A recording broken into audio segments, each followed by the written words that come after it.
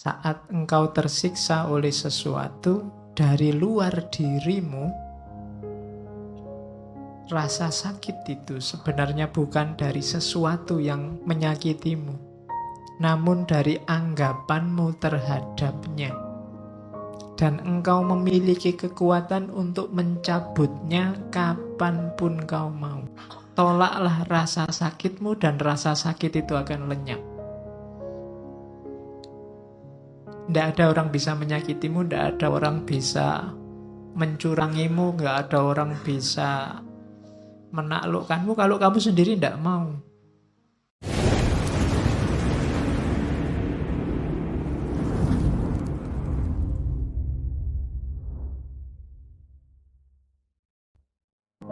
Assalamualaikum warahmatullahi wabarakatuh. Bismillahirrahmanirrahim. Sekarang menghadapi kesulitan yang kita sebut rasa sakit. Katanya Markus, saat engkau tersiksa oleh sesuatu dari luar dirimu, rasa sakit itu sebenarnya bukan dari sesuatu yang menyakitimu, namun dari anggapanmu terhadapnya. Dan engkau memiliki kekuatan untuk mencabutnya kapanpun kau mau. Kalau kamu disakiti orang, sebenarnya orang itu tidak bisa menyakitimu kalau kamu tidak mau sakit. Pak, orang itu bikin aku mangkel ya Pak. Salahmu sendiri mau mangkel. Mbok kamu tidak usah mau jengkel, nggak usah mau mangkel kan, tidak jadi dia membuat kamu jengkel. Dia membuatmu jengkel karena kamu mau jengkel. Tolaklah rasa sakitmu dan rasa sakit itu akan lenyap. Tidak ada orang bisa menyakitimu, tidak ada orang bisa mencurangimu, tidak ada orang bisa menaklukkanmu kalau kamu sendiri tidak mau. Jadi katanya Markus, raih kembali kesadaranmu, panggil kembali dirimu, dan bangunlah sekali lagi. Kini akan kau sadari bahwa yang mengganggumu hanyalah mimpi.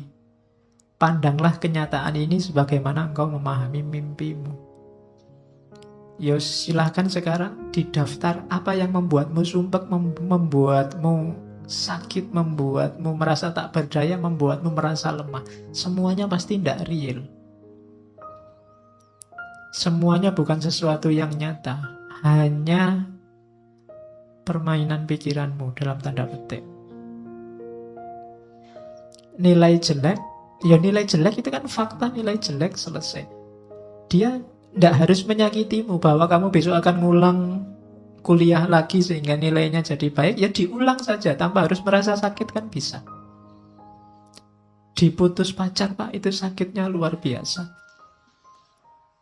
Ya wis putus, ya putus saja. Lah kok enak? Aku yang diputus kok terus aku merasa sakit. Kan double berarti. Kamu mutus aku ya sudah, tapi aku tidak sakit kok. Oh itu lebih gaya. Ya. Jadi sakit atau tidak itu kan kamu yang bisa ngatur.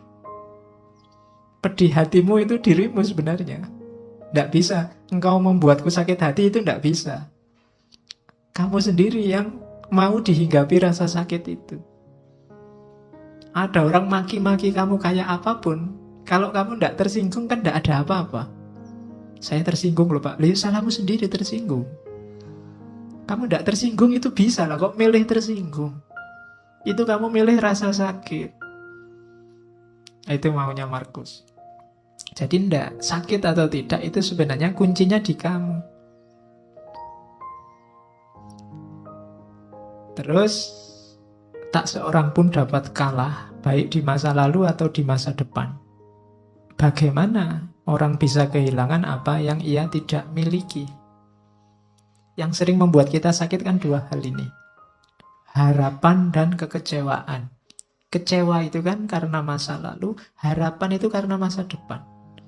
Masa lalu dan masa depan itu dua hal yang tidak kita pegang sekarang, tidak kita miliki sekarang. Loh, lah kok kita bisa disakiti oleh sesuatu yang kita tidak punya? Kok kita bisa kalah oleh sesuatu yang tidak ada? Masa lalu itu kan tidak ada, sudah lewat. Masa depan itu nanti belum terjadi. Lah kok kita bisa kalah oleh itu, katanya Markus? Harusnya tidak. Jadi kekecewaan dan harapan itu jangan sampai membunuhmu. Kenapa? Karena dia sesuatu yang tidak ada. Sesuatu yang tidak ada jangan menyakitimu. Hidupmu kan di masa kini. Dia tiba-tiba menyakitiku, Pak. Aku tiba-tiba diputus. Kapan? Tadi. Oleh sudah tadi aja. Sudahlah. Nah iya kan? Kan berarti masa lalu itu. Meskipun 1 jam yang lalu kan sudah jadi masa lalu. Meskipun putusnya tadi sore jam 5, kan kamu sudah masa laluku gitu kan? Iya. Oke, jadi jangan mau disakiti oleh masa lalu dan masa depan. Berpikir yang positif. Kayak di kalimat terakhir itu, adalah nasib burukku semua ini terjadi padamu. Padaku sebenarnya itu. Kita kan sering mengeluh begitu. Aduh, nasibku kok jelek ya. Katanya Markus, jangan begitu. Bilang saja nasibku baik, adalah nasib baikku. Di mana nasib baiknya? Meskipun ini terjadi padaku, tapi aku dapat menanggungnya tanpa rasa sakit. Baik itu kehancuran di masa kini maupun ketakutan akan masa depan. Kalau kamu ada masalah apapun, jangan mengeluh. Bersyukurlah bahwa alhamdulillah aku masih kuat menanggungnya. Masih diberi kekuatan untuk menahannya. Nah, itu lebih positif. Jadi, sakitilah aku, injak-injaklah aku, jajalah aku, tapi aku kuat. Alhamdulillah aku. Kalau kamu nyari yang tidak ada masalah dan kamu tidak tersakiti, mungkin tidak bisa. Kamu hidup di dunia yang tidak ada masalah dan kamu tidak tersakiti itu. Bikinlah dirimu kuat menghadapi masalah dan rasa sakit. Maka segalanya akan selesai. Jadi, jangan mau disakiti. Jangan mau itu bukan untuk orang yang menyakiti, tapi untuk dirimu sendiri. Jangan kamu terima rasa sakit itu, maka kamu tidak akan sakit. Nah, ini rumus yang kedua. Yo, rasanya sih memang berat, tapi lama-lama dilatih mungkin bisa. Orang-orang besar, pemimpin-pemimpin besar, itu mungkin mereka mampu melakukan ini. Kalau besok kamu jadi pemimpin labil, mudah sakit, mudah tersinggung, mudah marah, mungkin kamu tidak bisa jadi pemimpin yang baik. Kamu harus punya daya tahan terhadap rasa sakit. Kamu harus kuat mendengarkan, kuat melihat, kuat membaca, kuat memahami, tanpa harus reaktif karena rasa sakit. Nah, itu rumus selanjutnya dalam hidup. Jadi tadi ada kehidupan, kemudian caranya untuk bahagia, dan cara untuk menghindari rasa sakit. Sekarang tentang kebenaran. Ini makhluk idolanya para pengkaji filsafat. Katanya Marcus Aurelius, kebenaran itu sifatnya perspektif. Segala yang kita dengar adalah opini, bukan fakta. Segala yang kita lihat adalah perspektif, bukan kebenaran. Ini nanti belakangan dikembangkan teorinya oleh Immanuel Kant, jadi Das Ding an sich namanya. Sesuatu apa adanya dan sesuatu yang sudah dipersepsi, dipahami oleh manusia. Ketika orang ngomong tentang sesuatu yang namanya kebenaran, begitu kebenaran itu diomongkan, dia jadi opini. Opini itu kebenaran versi yang ngomong. Kalian ikut ngaji, terus keluar cerita tentang ngaji ini, itu yang keluar dari penjelasanmu, dari mulutmu, itu adalah opinimu tentang ngaji ini. Kalau opini, ya itu pendapatmu sendiri. Persepsi juga begitu. Kalau engkau melihat sesuatu kebenaran, begitu engkau melihat dan kamu pahami itu, Hasil penglihatan dan pemahamanmu itu namanya persepsi sudah. Bukan lagi kebenaran itu sendiri, tapi kebenaran menurutmu. Jadi segala yang kau dengar adalah opini, segala yang kau lihat adalah perspektif. Sebenar apapun, sebaik apapun yang disampaikan orang atau yang kau lihat, sifatnya sama. Sifatnya opini atau perspektif. Ya, perspektif itu selalu sesuai sudut pandang siapa yang melihat. Ngaji ini penting apa enggak penting? Itu kan sesuai persepsi, perspektif yang melihat. Begitu ada orang cerita, yang dia ceritakan itu ya opini dia tentang apa yang dia ceritakan. Maka semua acara TV, semua yang kamu baca di internet, semua yang ada di Facebook dan Twitter itu sifatnya adalah opini dan perspektif. Makanya kamu tidak harus terlalu mudah terpengaruh. Jadi iya, ada kebenaran, ada kebaikan, ada keindahan, tapi begitu bersentuhan dengan manusia, dia akan berubah jadi perspektif. Ketika dia sampaikan, namanya adalah opini. Loh, ini saya ngomong kebenaran loh Pak. Iya, kebenaran versimu. Mungkin orang lain punya perspektif berbeda. Karena karakternya manusia kan memang tergantung perspektifnya. Oke, ya contohnya banyak. Kalian bisa nyari contoh sendiri lah. Satu masalah itu, kamu kalau baca berita kan biasanya terus lihat komentarnya. Coba dilihat. Masalahnya sama, faktanya itu. Tapi komentarnya coba dilihat. Nah, mungkin ada yang pro, ada yang kontra, ada yang iseng, ada yang macam-macam. Berarti apa? Opini dan perspektif. Dan kamu makanya jangan mudah terpengaruh. Wong itu cuma opini, itu cuma perspektif. Sebenar apapun objek yang diomongkan. Teh ini begitu kamu lihat, itu kan teh menurutmu. Saya yang melihat teh menurutku. Beda. Sama-sama, loh kalau dirasakan kan bisa. Iya coba, saya yang merasakan.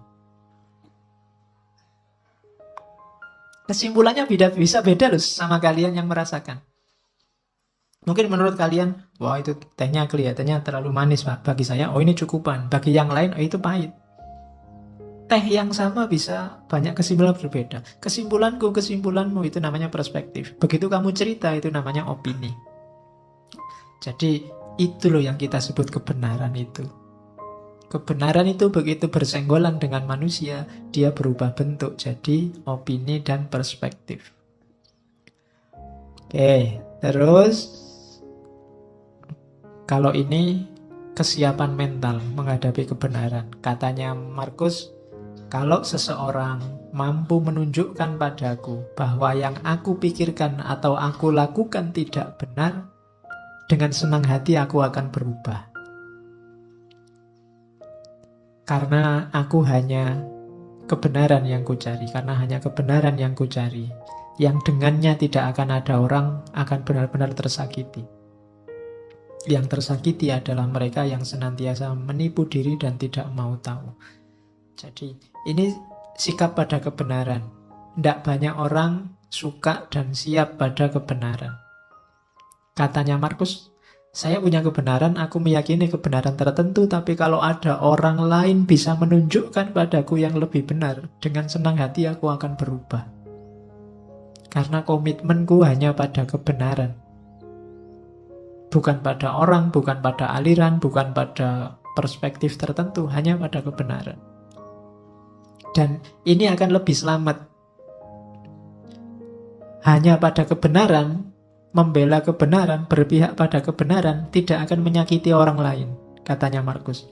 Kalau ada orang yang tersakiti, berarti mereka adalah orang-orang yang tidak mau tahu atau orang yang menipu diri. Orang menipu diri itu dia tahu bahwa ada kebenaran yang lebih benar dibandingkan kebenaran yang dia yakini selama ini, cuma dia tidak mau berubah. Ini orang ini menipu diri. Padahal dia tahu ada yang lebih benar.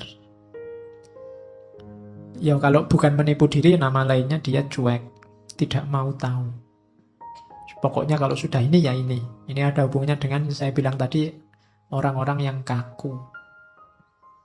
Padahal hidup ini dinamis, kita manusia terbatas. Oke, selanjutnya kebenaran sudah. Sekarang kebaikan. Rumus pertama kebaikan itu simpel. Jangan buang-buang waktu memperdebatkan apa itu orang baik. Jadilah orang baik, simpel. Nggak usah terlalu banyak diskusi untuk membahas orang soleh itu kayak gimana ya Pak. Pokoknya jadilah orang soleh. Nggak usah terlalu banyak debat kalau untuk ini. Kita memang sering terlalu banyak diskusinya, banyak membahasnya, banyak tanyanya. Jalannya jarang. Kita bahas secara detail kira-kira ya. Waktunya tahajud yang afdol itu sepertiga malam itu jam 3 pas, apa kira-kira jam 3 lebih 15, apa jam 3.30. Itu diskusi ini ngono. Sholat enggak Pak. Iya. Kamu diskusi tentang terawih itu 20 apa 8, mati-matian nyari dalil ya. Terus enggak terawih. Itu namanya kamu sibuk memperdebatkan apa itu orang baik, tapi kamu enggak jadi orang baik. Jadi sudah diselesaikan saja debatnya, diskusinya, bahasnya. Ayo jalan dengan kebaikan masing-masing yang kita yakini. Makanya Al-Quran itu secara tegas motong, mungkin itu semacam motong debat ya. Memang Allah menciptakan manusia itu beda-beda, syir'atan wa minhajan. Ada aliran-aliran, ada pendapat yang berbeda, ndak apa-apa. Liyabluwakum fima atakum, untuk mengujimu, ndak apa-apa. Kamu diuji dengan perbedaan itu. Selanjutnya fastabiqul khairat. Jadi orang baik, berlomba-lombalah jadi orang baik, bukan berlomba-lomba mendiskusikan kebaikan. Jadi rumus pertama itu, kalau kita berlomba-lomba jadi orang baik, hidup kita sendiri dan bersama orang lain insya Allah juga baik. Hari ini kan kita tidak berlomba-lomba dalam kebaikan, tapi berlomba-lomba sering-sering nyari salahnya orang lain. Terus akhirnya debat, mana yang lebih benar, mana yang lebih salah. Akhirnya tidak ada yang menjalankan, isinya debat. Maka rumusnya Marcus Aurelius, jangan buang-buang waktu untuk memperdebatkan apa itu orang baik. Jadilah orang baik saja. Rumus yang kedua, kita harus melakukan kebaikan kepada orang lain sesederhana kuda lari. Lebah menghasilkan madu atau kebun anggur membuahkan anggur. Masa demi masa tanpa memikirkan lagi anggur yang telah dihasilkan. Jadi melakukan kebaikan itu jangan perhitungan. Sudah berapa ribu ya bulan ini aku sedekah, itu perhitungan. Biasanya orang yang masih perhitungan itu masih nunggu balasan. Aku sudah sedekah sekian juta, baliknya 7.000 kali lipat. Kalau sekian juta kali 7.000, wah aku nanti dapat sekian. Itu masih perhitungan namanya. Janganlah lakukan kebaikan kepada orang lain alamiah saja. Karena memang tugasmu untuk melakukan kebaikan itu. Kayak kuda lari, kayak lebah bikin madu. Lebah itu kan bikin madu, terus madunya mbok ambilin, mbok minumi, kan dia tidak protes. Jadi coba bisa demo mereka, itu kamu susah, nggak dapat madu. Saya membayangkan kayak ayam itu demonstrasi, nggak mau bertelur saja. Untuk berapa kerugian manusia, pengusaha-pengusaha telur dadar, pengusaha-pengusaha martabak itu bisa tutup semua. Tapi mereka kan nggak mikir ke sana. Dan kamu nggak pernah terima kasih sama ayam, bebek, dan kawan-kawan. Hidupmu sangat tergantung di sana. Mereka sudah menjalankan tugasnya dengan baik, tinggal kamu jalankan tugasmu. Kamu melakukan kebaikan kok masih nawar, masih nunggu balasan, masih minta dikasih pahala double. Jadi jalankan kebaikan itu secara natural, alami. Tanpa harus mikir, tanpa harus nagih-nagih kamu dapat apa. Jadi rumus kedua itu. Rumus pertama, jadilah orang baik saja, titik. Rumus kedua, jalankan kebaikan secara alamiah. Tidak perlu terlalu banyak mikir, terlalu banyak pertimbangan. Apalagi yang engkau harapkan saat membantu orang lain? Tidak cukupkah bahwa engkau sudah menjalankan tuntutan alam? Engkau meminta imbalan juga? Nah, itu pertanyaannya Markus. Seolah-olah matamu mengharapkan balasan juga saat melihat atau kakimu saat berjalan. Padahal untuk itulah keduanya diciptakan. Bayangkan kalau mata juga minta gaji, kakimu setelah dipakai jalan lari banyak, aku capek sekali, ini harus dikasih kompensasi, kan tidak begitu. Ya memang tugasnya kaki untuk jalan, tugasnya mata untuk melihat. Mereka tidak minta pahala, mereka tidak minta bayaran darimu. Kakimu kan nggak teriak-teriak, ayo aku sudah capek ini, saatnya pijet, kan dia tidak begitu. Kakinya menerima saja. Oke, jadi rumus kebaikan ada dua. Yang pertama, jalankan apa adanya. Yang kedua, jalankan secara alamiah. Lawannya kebaikan itu kejahatan, kesalahan. Katanya Markus, ingatlah siapapun yang melakukan kesalahan, ia bersalah pada dirinya sendiri. Siapapun yang melakukan ketidakadilan, ia melakukannya pada dirinya sendiri. Yang dilakukan apa? Membuat dirinya jahat, mengacaukan ritme alamiahnya sendiri tadi. Kesalahan apapun yang kamu lakukan itu sebenarnya kamu sedang bersalah pada dirimu sendiri. Man amila solihan fali nafsih wa man asa'a fa'alaiha. Barang siapa beramal baik itu untuk dirinya sendiri, dan barang siapa beramal jelek juga untuk dirinya sendiri. Kalimat ini cocok sama dalil itu, meskipun ini jauh lebih dulu, karena ini tahunnya kan Masehi awal. Jadi kebaikan itu lawannya salah, dan ketika kalian melakukan kesalahan, yang kamu hancurkan adalah dirimu sendiri, bukan orang lain. Meskipun salahnya pada orang lain. Ini rumus selanjutnya, kebalikannya rumus tadi. Sama-sama simpelnya. Kalau tidak benar, ya jangan dilakukan. Kalau tidak baik, tidak benar untuk dikatakan, ya jangan dikatakan. Rumus selanjutnya, jangan bertindak seolah engkau akan hidup 10.000 tahun lagi. Kematian akan menggantungmu. Saat engkau masih hidup, milikilah dan masih memiliki kekuatan, lakukan kebaikan. Karakter yang sempurna itu hidup setiap hari seakan ini hari terakhir, tanpa membuat kacau, tanpa tidak peduli, tanpa pura-pura. Jadi, lakukan kebaikan sekarang. Nggak usah nunggu nanti, nggak usah membayangkan besok lah Pak, kalau tua Pak, saya tobat, saya mau nyufi, saya mau nyepi, zuhud, uzlah. Lah kok nunggu besok? Durasi kita terbatas loh, sementara loh. Kalau kamu berbuat baiknya nunggu, nanti kalau nggak sempat berbuat baik gimana? Ya lakukan sekarang sesuai powermu, sesuai kekuatanmu. Saya sedekahnya besok aja loh Pak, kalau kaya loh. Iya kalau kamu kaya. Kalau enggak kan sumpek lagi kamu. Ya sudah, sejangkaumu, kekuatanmu berapa sekarang, sedekahlah. Nunggu apa lagi? Kamu membayangkan hidup 10.000 tahun lagi? Ya enggak mungkin, katanya Markus. Sepanjang-panjang usiamu paling berapa? Jadi orang baik dan segera lakukan kebaikan. Tidak usah terlalu banyak rumus.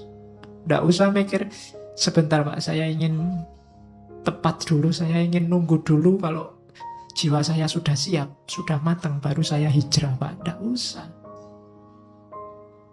Begitu kamu tahu itu kebaikan, jalankan. Nunggu Pak, mental saya belum siap Pak. Lah nunggu kapan lagi? Wong kamu ndak bisa jamin umurmu bisa sampai besok pagi apa bisa sampai minggu depan. Jadi lakukan kebaikan sekarang. Oke.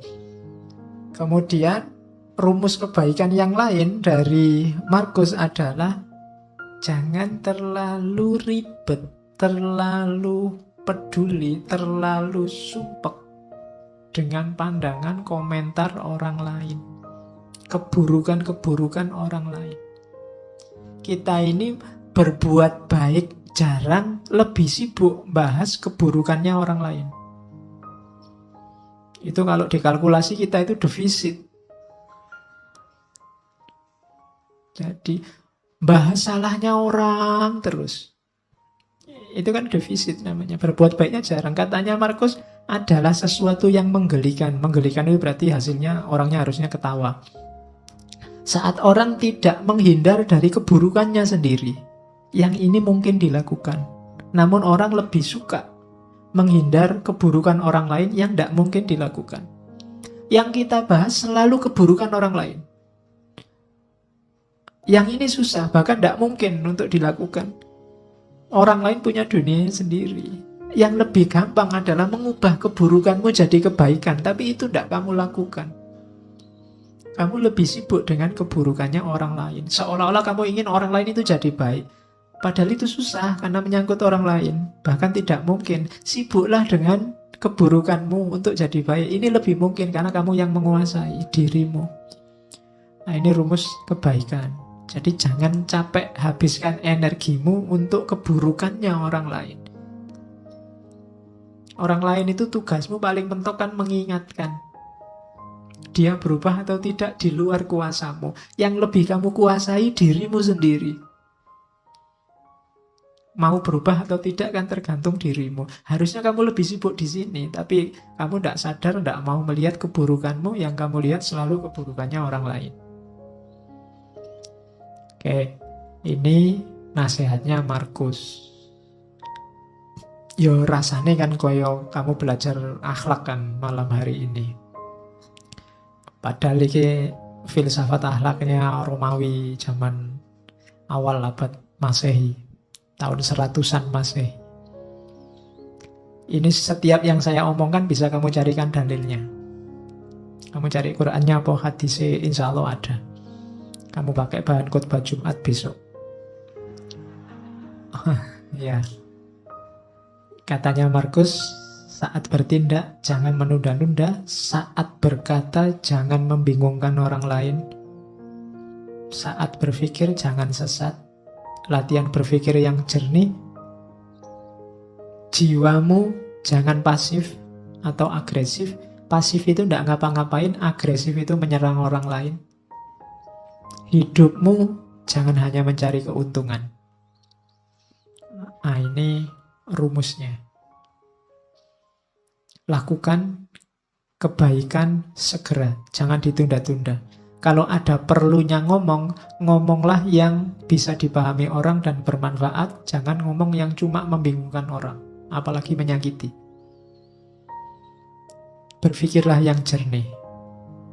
Kemudian, mentalmu harus mental aktif, tapi tidak agresif, apalagi pasif.